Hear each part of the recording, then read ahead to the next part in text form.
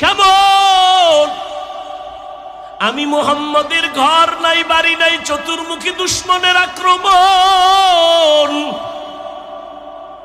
ওই সময় খাদিজা জীবনের সব সম্পদ আমাকে হাদিয়া দিয়েছেন,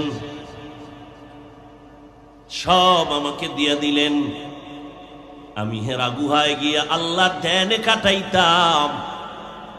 কোরআন নাজিলের আগে আমি 40 বছর পর্যন্ত হেরা পাহাড়ে যাইয়া ওখানে বসে বসে আমি আল্লাহর ধ্যানে সময় কাটাইতাম। সপ্তাহে সপ্তাহ থাকতাম, আসতাম না। আমার স্ত্রী খাদিজা পাথরওয়ালা পথ পেরিয়ে, জঙ্গল পেরিয়ে একা একা মহিলা মানুষ ওই পাহাড় বেয়ে বেয়ে উঠিয়া আমার সামনে নাস্তা নিয়ে হাজির হয়ে যাইত। আমি খাদিজার কথা ভুলতে পারি না। আমার দুশমন কওমের লোকেরা আমাকে 3 বছর গৃহ বন্দী করে রেখেছিল। আমাকে শিয়াবে আবু তালিবের মধ্যে বন্দী করেছে, গৃহবন্দী। খানাও দেয় না, পানিও দেয় না।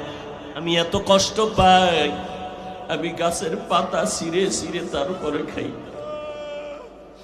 আমি গাছের পাতাগুলো চাবাইয়া চাবাইয়া পেটের ক্ষুধা নিবারণ করেছি রে আয়েশা।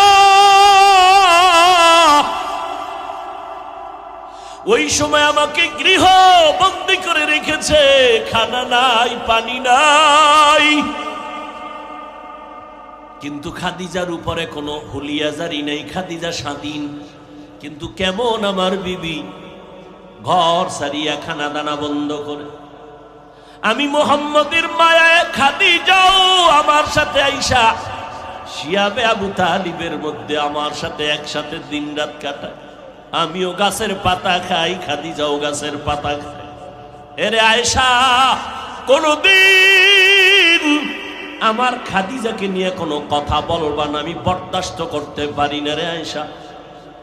আল্লাহ জিব্রাইল আমিন দিয়ে পাঠায় কয়, পয়গম্বর খাদিজারে সালাম দিছে আমার আল্লাহ, তার জন্য জান্নাতের ভেতরে আলাদা একটা ঘর আল্লাহ বানায় রাখছি। ওগো নবীর উম্মতেরা হয়ে আজি দিশাহারা,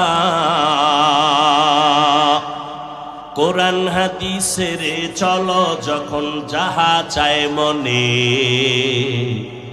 নবী বিনে কে তারাবে পুলসিরাত মিজান।